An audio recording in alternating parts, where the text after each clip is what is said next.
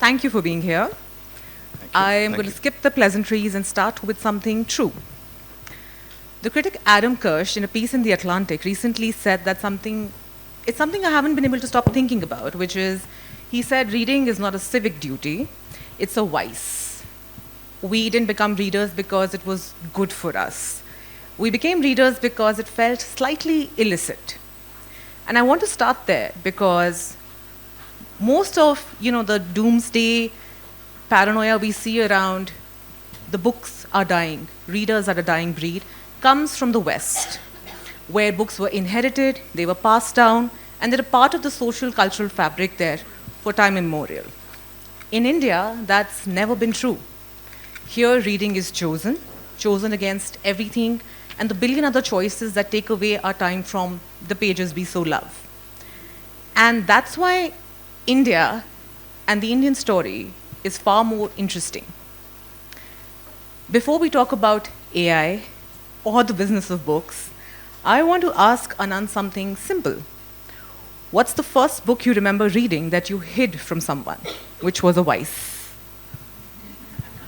By the way, he's not seen these questions before, so this is... Yeah, I have no idea. Yeah, this could go anywhere, guys. The pitfalls of telling somebody that conversations can be spontaneous. I grew up in a family of books. My father's younger brother ran a lending library, so we had a never-ending access to books, which also meant in an unfettered home, we could go and read whatever we want. But if I was to say what I hid, the story of O, I think.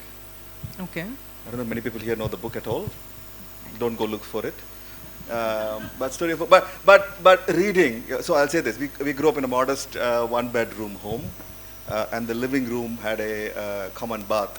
So when parents insisted that we all had to get to bed for school week at 9, but my brother and I were readers all the time. So we would leave the bathroom door open and keep the light on. So there would be a sliver of light diagonally cutting across the living room and my parents' bedroom.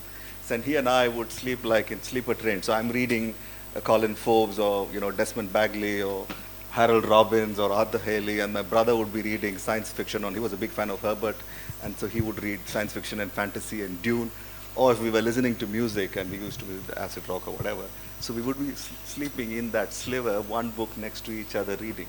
And I think it's an advantage that my parents never said or tried to legislate what we read, even if we were boys reading everything that we wanted to read. And I think that's one of those things that got me into thinking that, reading can never go away. You should never stop anybody from reading anything. Sorry. So my list isn't that exhaustive. The books I hid were Sidney Sheldon, surprise, surprise. Okay. I hid in our bathroom to read them, and that's the thing that I want to highlight before we begin the session, which is that readers are not made through virtue. They're made through curiosity. And this is curiosity we weren't supposed to have, because textbooks. And if we understand that, the next 5 years don't look like decline. They look like opportunity. They smell like optimism. So let's talk about that. Yeah. You've always said that HarperCollins puts the reader at the center. What does that mean in practice, and what are you seeing in how Indians read today? Good question. I'll go back a bit. Working in a bookstore for the first 5 years of my life, I think. Putting the reader at the center of everything that we do at HarperCollins is, I always think of ourselves as somebody walking into a bookstore to buy a book. There is a constant fallacy in the sense that we tend to think that we know what the market is. We tend to think that we know what the genre is, what the reach of the genre is, and what we need to do, including cover design and such.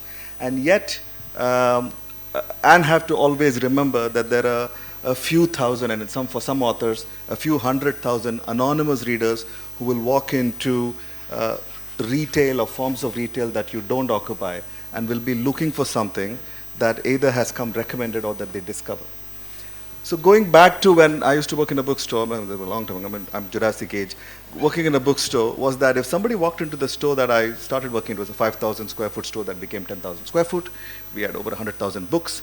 The thing that I learned when somebody came in and said, do you have X or Y book, is that knowing the store properly meant that I could give the book to them within the first 1 minute of them walking into the store. Wow. So that eliminated their notion of how much time they were going to allow themselves to be in a physical store discovering something. Which also meant that I had an opportunity to, one, know what they were looking for and buying. Right. Two, do I have an opportunity to talk to them to find out what else they would read? Three, remember what kind of genre they bought, and if that is and community bookstores meant. So this is Madras between 92 and 97. No internet, no mobile phones, nothing. And I would remember what they bought, which means the next time when they came, I could make a recommendation. And if I had built a rapport with that customer, I was able to recommend something cross-genre and said, if you don't like it, give it back. In a strange way, that's exactly what internet is doing now.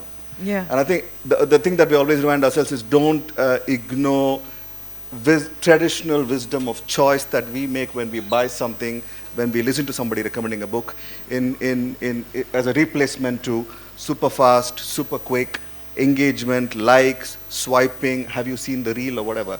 All of that, in a way, what does it do? One, how quickly can you give somebody a book that they want? Right.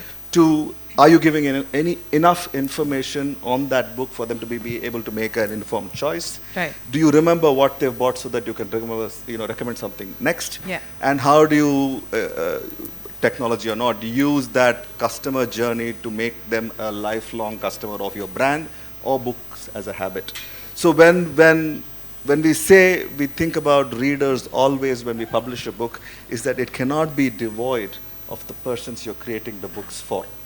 And that goes with what we acquire, how we publish, how we design and package, who do we work with, how do we work with them. So I'll give you a stat, or I'll ask a stat. How many of you, okay, let's ask this question.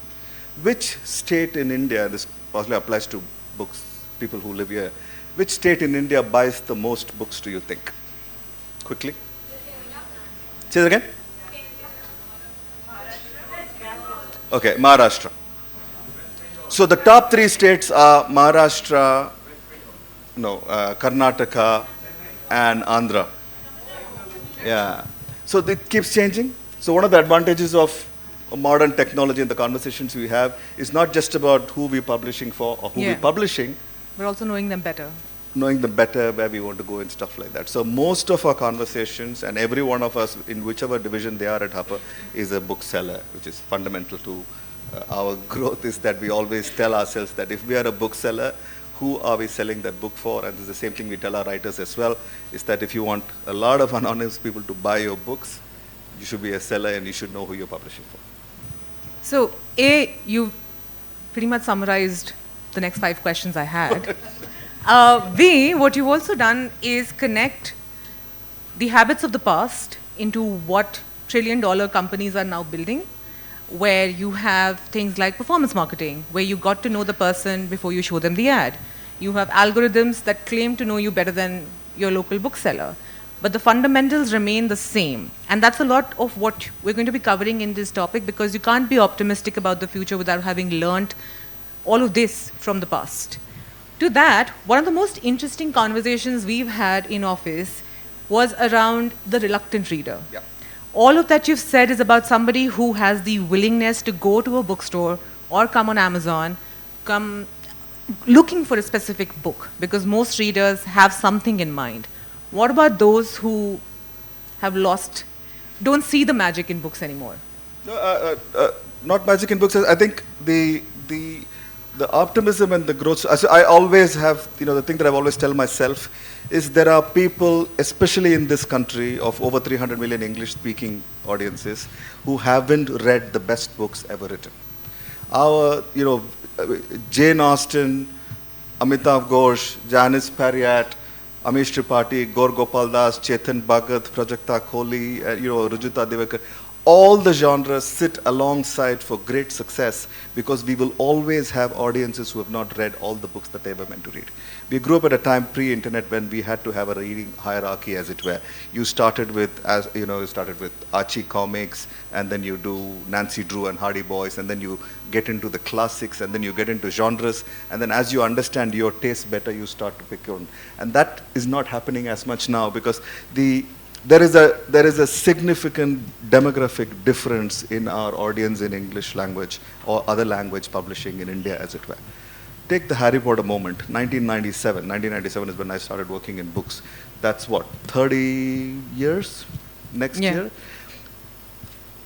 there hasn't been a moment since, and I think Harry Potter stopped in about 2007, 10 years. There hasn't been a moment since then where truckloads of people of every age group went to a bookstore to buy something. That tipping point hasn't happened. But the technology and the generation gap has shifted so much that we now have 16 to 34-year-olds who are post-Harry Potter generation reading a certain kind of book, engaging with retail, engaging with publishing, engaging with choices. They now have audio, podcasts, blogs, Reddit, which none of the previous generation had. That generation shops and looks for books differently. The current generation shops and looks for books differently. And there's a constant gap to connect these two dots to ensure that the new generation still discovers the books that they should be reading.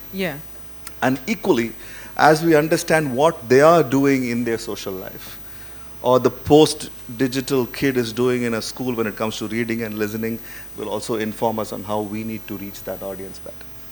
That's very interesting, because the one thing that continues then throughout time is the publisher as a tastemaker. And we'll come to that when we discuss the kind of tech we're seeing today. But most of the names that you took were primarily English language publishing. But one of the greatest successes we've had was Ram K. Rafanandi. That's true. That's another thing that is a massive shift. Is 2 years ago, DC Books of Kerala published a Malayalam novel called Ram K. Rafanandi.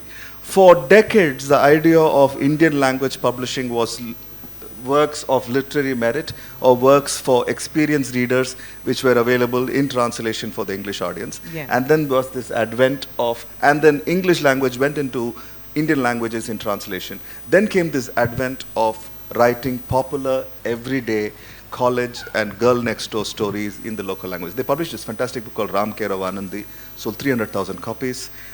In Telugu, Ammalu Diary, which is a page from my mother's diary, was the Telugu original, which has sold 300,000 copies. And when we saw the success of both the two books, this is a plug, we are the publisher of Ram K. Rafanandi in English. What we also understand is there is this new generation of readers, A, who are reading, B, are not shy of reading in their mother tongue, and there are writers who are living absolutely clear modern lives, but also writing these new works in their mother tongue. That is completely new. And I mean, to debut in your mother tongue is new. There's a writing hierarchy when people say, okay, I'm a writer. But youngsters are taking that bet and writing in these local languages. And this then starts to create an Indian language market to whom A, we can sell something in their mother tongue, and B, we can also sell something to them in English language. That is, so what you're saying right now about the regional languages, connecting it with what the youth really wants to read, which is, let's be honest, they want to read something fun, guys. Life is hard. And in their mother tongue, brought to them then in English so that they can share it with their friends who are not conversant in that language. All of this is also reflected online. You mentioned Reddit communities and Bookstagram, which is a huge thing. Everybody looks at those platforms as indicators of success. And the most interesting part of that, as somebody who spends about 10 hours a day on such platforms, is they never search for... Not during office hours, I think. Ananth, e-commerce includes E, which means internet, which nobody specified where. So my point was that people don't search for where can I find the cheapest book. They usually search for, and I'm quoting from my data here, what should I read?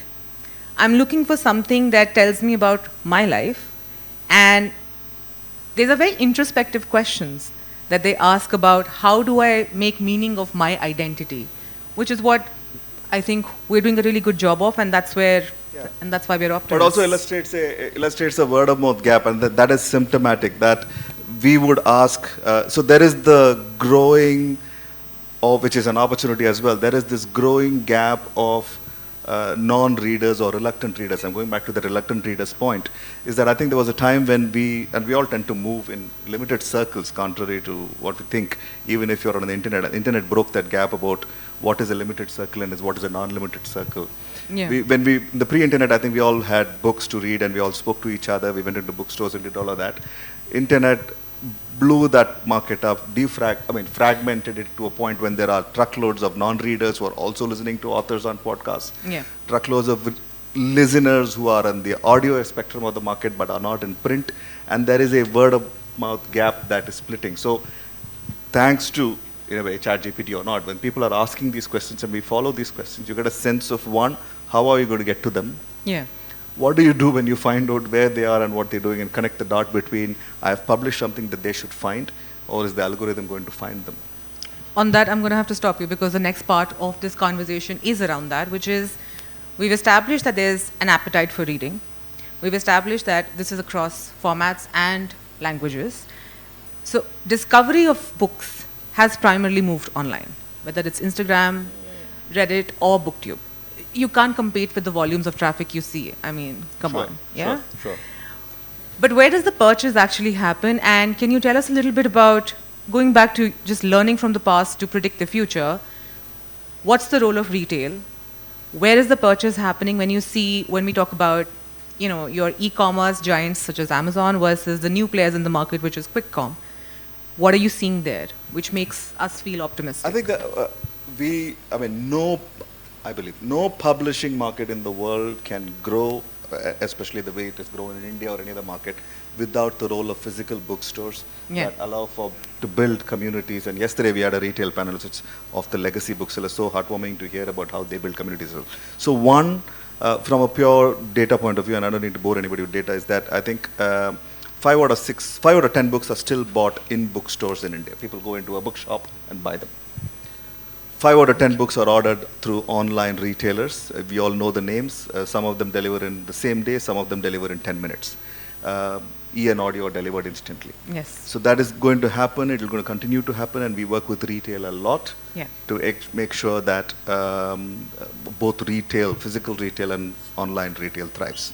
And it's interesting in the sense that we also need to work with retail and learn from the communities they build, the kind of people who shop in their stores.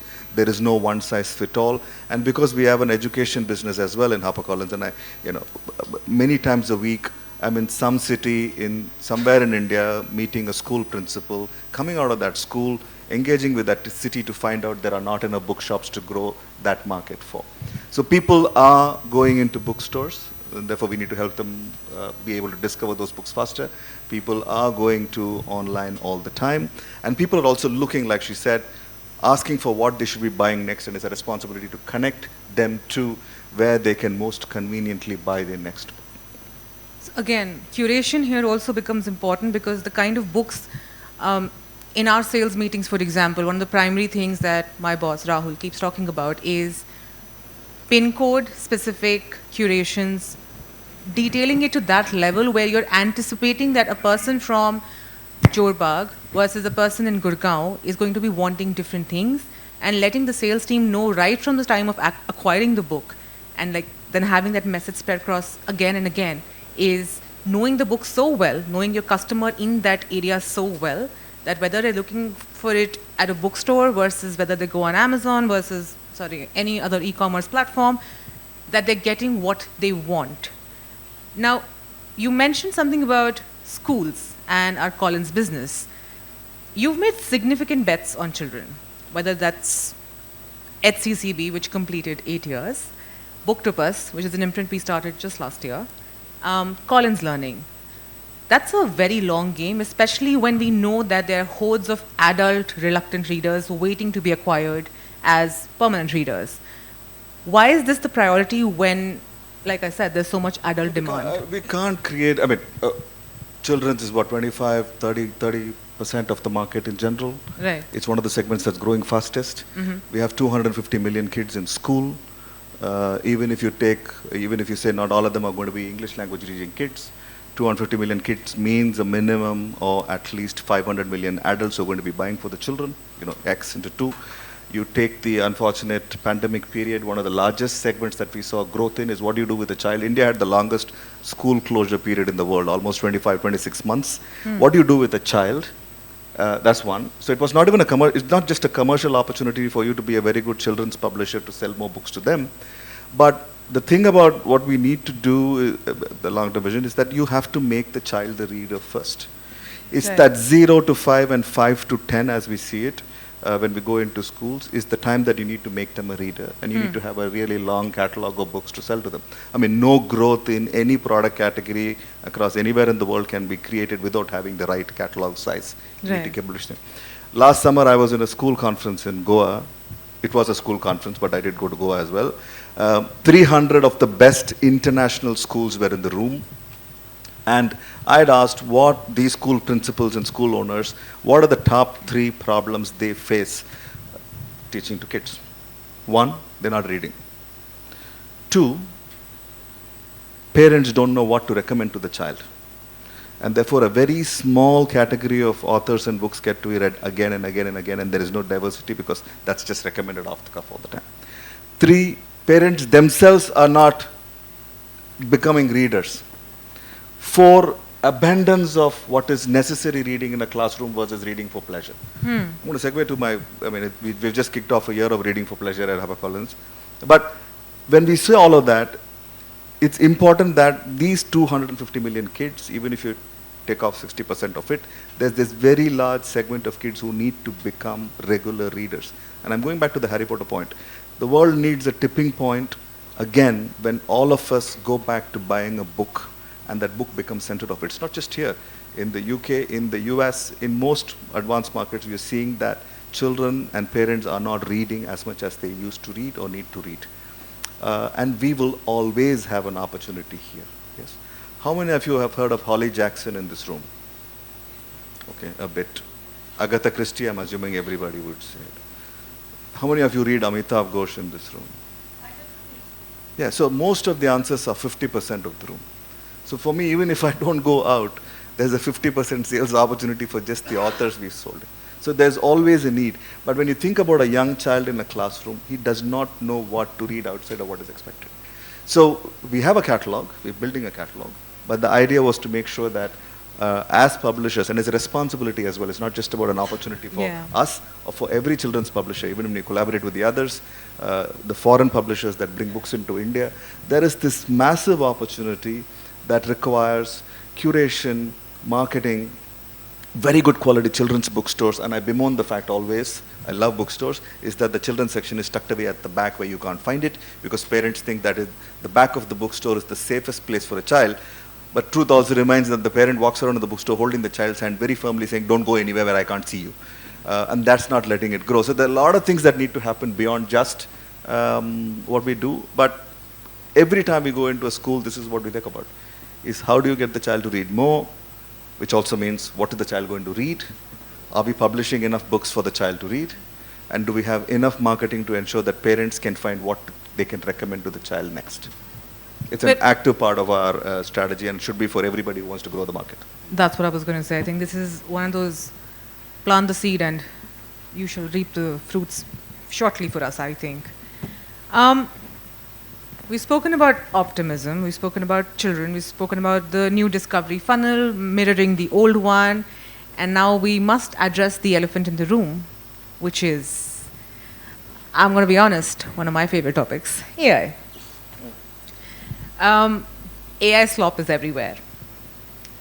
AI is trending everywhere. Everybody is talking about it, mostly in a way where they either seem to hate it or they seem to love it. Depends upon if you're on Instagram versus if you're on X. It's a very, it's a visceral reaction to this tech. What are your views on AI? How do you think about it? How are you approaching it? We as a company, publishing has always adopted technology, but also in general, there was radio. When television came, people said, who's going to listen to the radio? When computers and internet came, people said, who's going to watch television? When e-books came, people said, print is going to die and everybody's going to buy an e-book. Yeah. Then audio happened. and we adopt all of these technologies, and now the world's gone back to saying print is going to be 95% of what we sell. We are investing big time into what is going to happen in the world, in the rest of the world. About 27-30% is digital sales, and print is still strong. So publishing has always adopted technology to make sure that they are able to take the author's book to as wide an audience as possible, in as many formats as possible, as many languages possible, and make that shopping experience as convenient as possible. So, quick off the bat, it is not or, it is and. AI will continue. AI will exist in our workflows. AI has a lot of benefits at this point of time. You know, we can create marketing decks, as we've seen. Everybody does it. You can translate faster. People were talking about it in all the sessions that you've been here at the festival. You can do text-to-speech faster. You can use AI algorithm to understand your consumer better, to make sure that the shopping experience is great. If people are looking, people are not going to Google anymore to saying, what should I do next? They're asking a ChatGPT. Is there a ChatGPT integration that can help people go and convert that book and buy that faster? So there are a lot of benefits, as it were. There are equal problems, but adopting technology to ensure we sell more books to more people tomorrow than we did today, always good. So this is a very utilitarian point of view as far as using AI firmly as a tool. At no point is any creative control being ceded to it, which is heartening to hear. Yeah, there are copyright issues, but yeah, that's a larger conversation. Right. And any particular use cases that you're seeing happen slightly faster than not, say in the next 2 to 3 years, also asking for my job? I think we need to build audiences across every format of the book. And one of those segments where we need to build a good audience format is for audio in India especially. Right. Because given the breadth of the catalogs that we publish in all the languages, I think AI would help in the text-to-speech and then English to translated Indian language editions. I think AI will play a pretty big role. It's definitely playing a very good role in marketing already. Fair. I think that pretty much covers what our internal discussions have also been, where it's quite honestly like MS Word, right? Sometimes it prompts you, sometimes it doesn't. It's never going to be able to replace the feeling of reading a book or creating one, which is a joy that I have not experienced yet. The other interesting thing that I can tell you is that a lot of readers, they see a reel, they see, maybe they're following a publisher, maybe they're following a really big bookstagrammer. They find a book, they go on ChatGPT, they ask the question about what is this book and should I read it.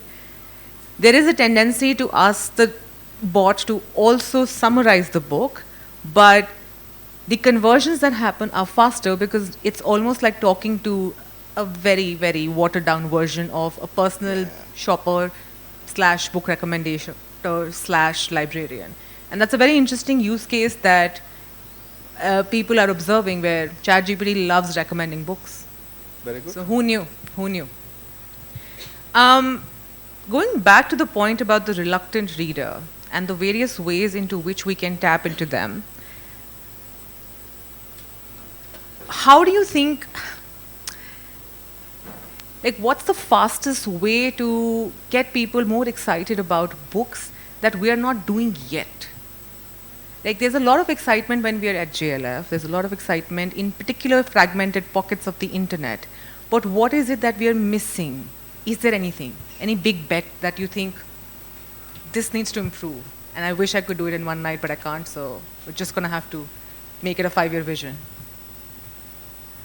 Because you've mentioned... I didn't bring my telescope. You've mentioned tipping point.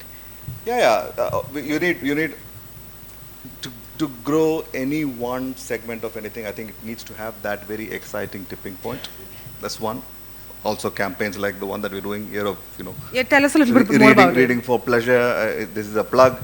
It started in the UK. We've just kicked off a campaign called A Year of Reading for Pleasure 2026 in India, where we're asking readers to take the pledge that they will all read for 30 minutes a day. And it's something that we keep pushing all the time, and all of us do it, I think. But there was a need for a concentrated effort across all publishers in India, in any language possible, to make book the center of everything that we do, make it a national habit, as it were, And we have this demographic advantage as well. Huge amount of children in schools, but also an equally large and growing amount of senior citizens at home. People who are, well, 60 is not senior anymore. I think that age band changed. But if I call my mom and I say what she's doing, she said, I need to change my glasses, so I've not read my Gita yesterday or whatever. But if I'm able to call and read to her for half an hour. And I think one of the things, it started off with conversations like these to say that I think all of us get together, and whether it's a listening hour in a school, a reading hour in a school, allowing bookstores to keep, before they close, anybody can, we don't want to buy, just come, sit in our store and read a book, and to make that book the center of everything in a way. This is not saying you have to buy something. Working with library networks, working with school libraries, working with audiobook sellers, also allowing for free reading. One of the hindrances that we found that hurts future purchases of really big books is that there is the book reader who knows what he wants and is going to buy it. There is no other way to sample a book unless you go into a physical bookstore, pick it off the shelf, read the blurb, experience the cover, read a couple of chapters to say this is the book I want. Because you're not willing to put out money up front whether if you know you're not going to get the experience you need or not. So increasing the number of touch points in which people can sample what they want to read. If you're on an ebook platform, you get ebook samples, but the print world does not have an equivalent. So one of the things that if you log into our website is that you can read first chapters of all our front list titles for the last 2 years. So you've heard about a book, you've got a great review, but you still want to see it before you buy it. You just have to log on to our website and go to the reading section. So making reading an active part of everything we do, and reading for pleasure especially. Just data is that women read a lot more fiction, men read a lot more non-fiction, women are decision makers when they buy for children. But how do you connect all of them to say what are they going to buy next until they're able to experience it? So that it could be a tipping point moment. But we are all obviously always in the lookout for that one book or one author which will just drive everybody back to a bookshop. I mean, I just saw that the front lawn was, I couldn't walk past because GGD was enthralling the audience. So I guess we can have it all, especially at HarperCollins. Not a plug, reality. Yeah, stop saying Harper. Okay, we have about 15 minutes left, and I would love for the audience who's been so attentive and lovely to have a chance to ask him questions.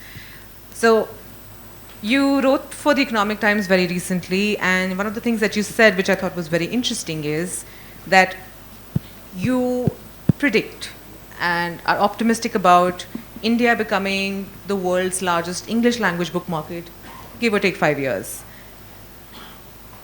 Just to bring this conversation to a close, what needs to happen, like top 5 points that need to happen for us to get there? One, just high quality, very good book publishing has to happen. Right. Just understanding that the consumer exists, there's an opportunity to have 1/4 of India buy books. That's 300 million people. We have that many people engaging with the language, with the format, and the fact that they know that a book is important, is to publish really good books. 2, and it's a pet peeve, is the massive amount of piracy in India is not letting us grow beyond a certain point. And I'll give you an analogy, nice analogy, actually it's a moral question. In Pune, for those who know Pune, opposite Ferguson College is the best pure non-vegetarian restaurant in Maharashtra. So I go there, we had bajre ki roti and meat curry and come back out. There is a pirated bookseller with a large platform, lots of books. 2 boys are standing there buying the books. The boy comes and says, do you have Think Like a Monk, Jay Shetty? And the pirate and the seller, let's call him a bookseller, he gives them a copy of Think Like a Monk. He also gives them a copy of 8 Ways to Love. 8 Rules to Love. Great. So I'm standing there watching a bookseller do his job. Or somebody asks for an author's book, he gives them both.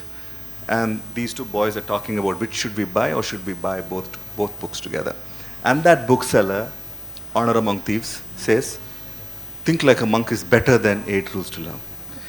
So I had this question about, am I supposed to be unhappy that he's selling a pirated book? Am I supposed to be happy that he's actually being a very good bookseller and recommending the right book? Making a future reader of somebody who's spending pirated money that's not going back to the author? Is he contributing to the larger purpose? This boy definitely, if he likes the book, will come back to buy more books. But on the way out, of course, I took a photograph. Of course, I sent it to our lawyers to say pirated books are selling here and we should stop it and so on. But if you, and a similar analogy. So imagine you walk into Crossword here, buy 6 books, And they put it on a weighing scale and say, 3 kilo hai, 1,000 rupees de do. I'm talking, so this is it's 3 kgs, you can pay 1,000 rupees. And the guy says, no, can you reduce it? And then he takes 2 poetry books from the back and puts it like he's giving you Danya and Pudina, and then says, you can take this alongside. This is happening with pirated books in a lot of Indian cities where unauthorized publishing it's feeding a reading need. Those people I'm thinking 25% of them don't even know that they're buying a pirate edition, or there could be a much larger number. They are engaging with the subject, but our author is losing value, the industry is losing value, and it's not part of what it is. So one of the things that need to dramatically change is for us to put, and this is what I meant by saying, putting the book back in a place that it has a rightful position in society, in its need, in the way parents approach it. Again, I grew up in a house where my parents would say my pocket money could only go whether I bought a book or I borrowed it from a library, and we need to put all of that back, literally de-addict children of screens, move to analog, read every day. Not just, stay out of my hair so that I'm going to give you a device, change that a bit. So if I was going to do 2, 3 or 4 or 5 things, publish really great books, work with everybody in the model to sell the hell out of them, work with retail, work with online, work with quick commerce, however it is.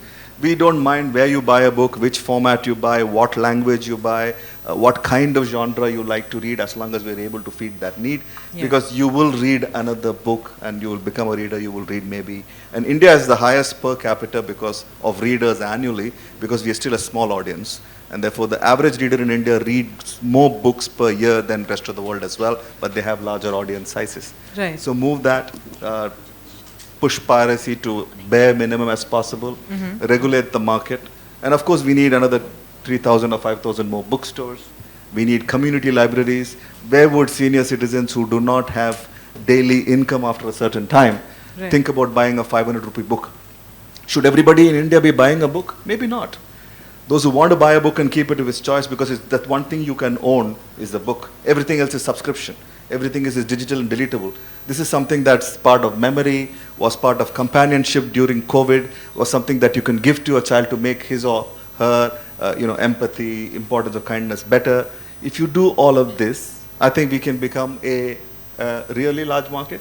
And going back to my favorite choice about why we need to get our children to read, to understand the world better, at the very least, they will become better voters. We're not voting for no taxes. We are voting in India for quality of life. And as conversations around longevity increases, this room is going to be alive for the next 30 to 40 years. Our kids are going to be here for much longer. We need to have books, and we need to have a society we leave behind that's a very good reader, that understands the world better than we do, or is able to engage with it much, much better.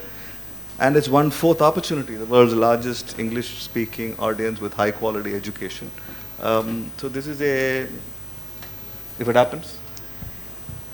Inshallah. On that note, the one thing I've learned working with Ananth is that optimism isn't naivety.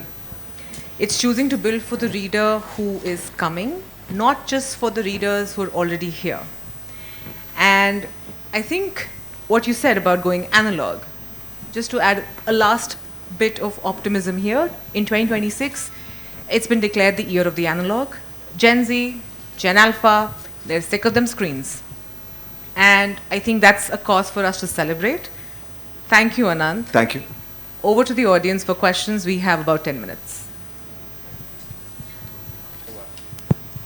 Whom do you want to? No, you pick. You're allowed to pick. I don't know. Oh. Anybody who get those? Hi. Hello, Mr. Padmanabhan. Thank you for this opportunity.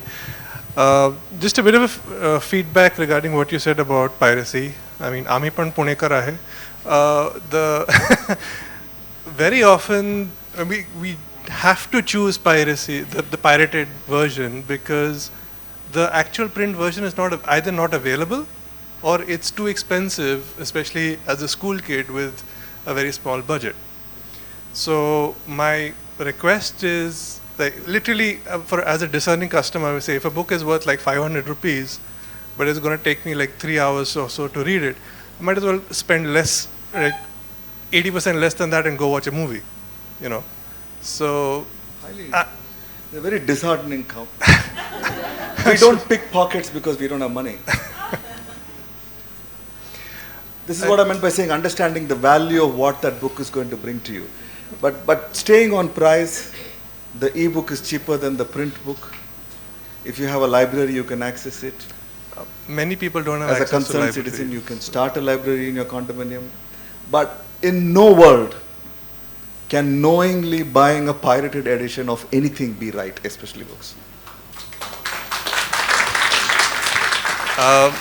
Another point that I'm so sorry, I'm going to have to cut you off. Okay. We can take this conversation outside because there's lots of raised hands. Ma'am, you, second row. Yeah, right in my line of sight. Sir, thank you so much for this insightful session. And thank you for your reading campaign that you're running right now. It will actually make India read, I hope. My question is, when it comes to the title, what does optimism look like for the large publishers like HarperCollins? Is it risk-taking or consolidation?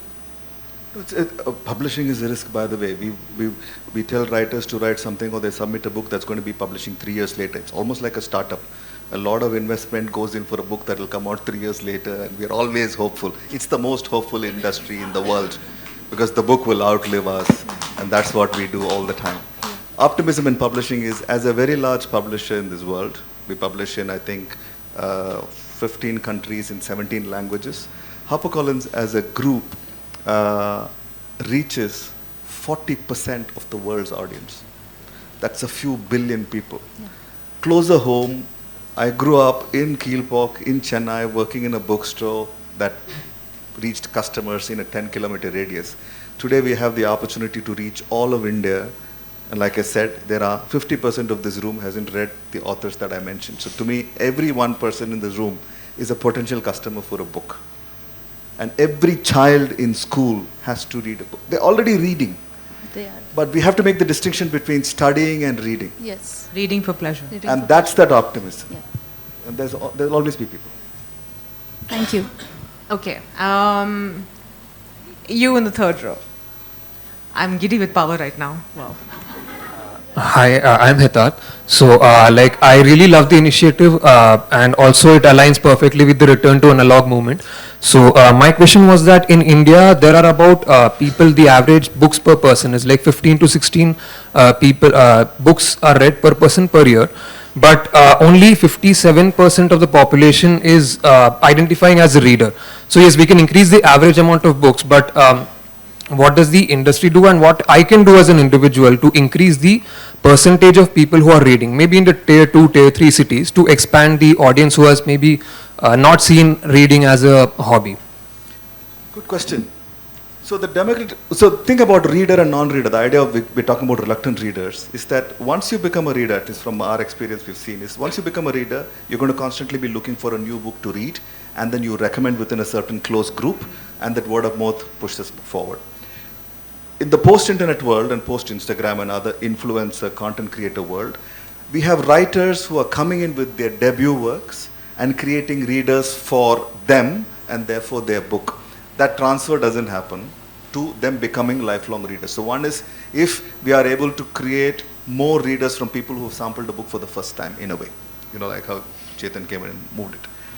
The larger problem as well is that for what is the definition of reluctant reader is if somebody says, I want to read a really good book, sometimes recommending the wrong book can kill their need to read. It might be a book that you love a lot, but you go give it to someone and they're like, Arey, this is so boring. So we don't use the word literary in that sense at HarperCollins. There's a distinction between who is an experienced reader and who is an inexperienced reader.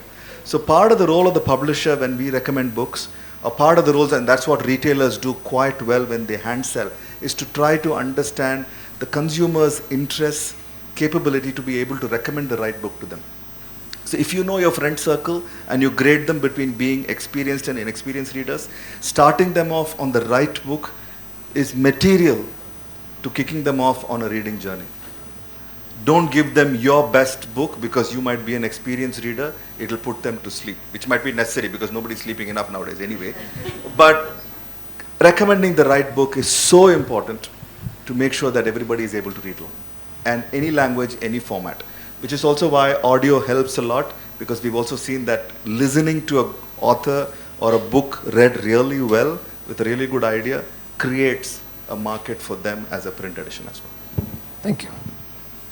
I just got a really good brand campaign idea. Stop. When you said Stop. sleeping. Okay, ma'am, you in the red.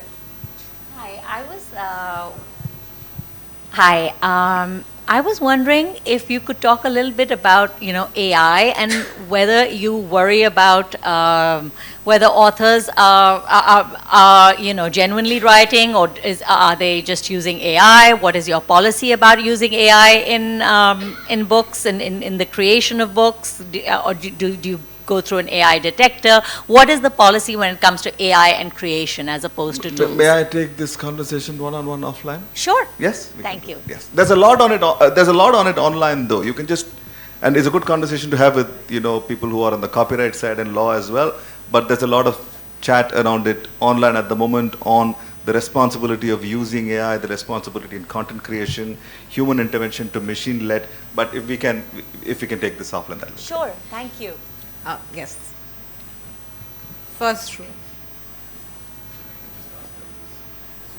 Ananth, now that we have you here and you are one of the CEO of one of the largest Indian publishers, I'd be curious to know, what do you think is the biggest revenue growth factor that you'll see in the next couple of years? Do you think it'll be publishing many more authors? Do you think it'll be aggressive cross-media sales? Do you think it'll be price engineering? What do you think is really going to make the difference, or is it a combination of all?